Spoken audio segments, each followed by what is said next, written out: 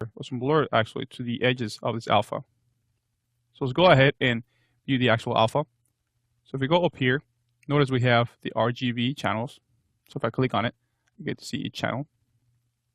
Let's go back and click on the top rectangle and it will bring it back to the actual viewer. Now if I click here, which is the alpha, the first click is going to overlap the alpha with the picture. If I click one more time now, I'm just going to view the pure alpha. In this case, the only alpha I'm going to be able to see is the actual alpha inside the spline. Now notice that the edge of the alpha is hard, but using the feather tool and holding Alt, the keyboard, now notice I get this plus sign, the actual icon on my mouse. So click and drag. And now we have blurred the edges. Let's go ahead and hold Alt one more time and add another point.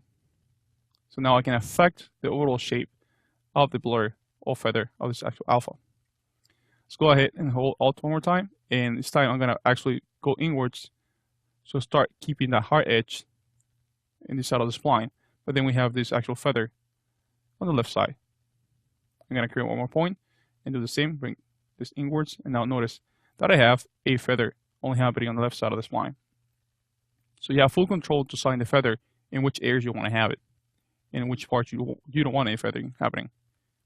Let's go ahead and click here in this icon, which is the actual display of the spline. We can take that off, and now we get to see the actual edge of my spline and how the feather is affecting it. All right, let's go back and click on the icon to bring the display back. And let's go back to the actual color. So click on that rectangle on the top. All right.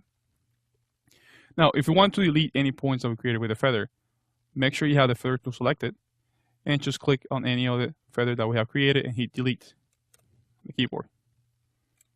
There we go. Bringing this back to normal. This is the way we had it before. All right, perfect. Now let's talk about on the free transform tool, we have 4 points.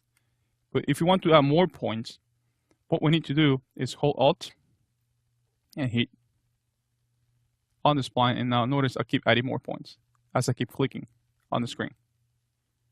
Now to delete points is the same principle that we use for the feather. Make sure you select the point you want to delete and hit delete on the keyboard.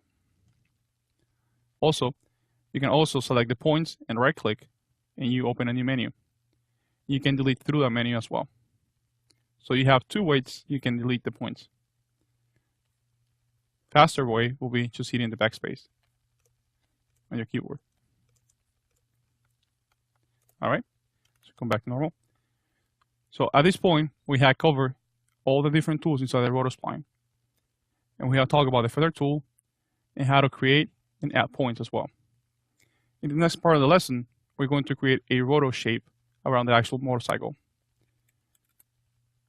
You're going to hit play on the actual video, and we're going to attach a point track to the overall video and the RotoSpline to actually follow the point track.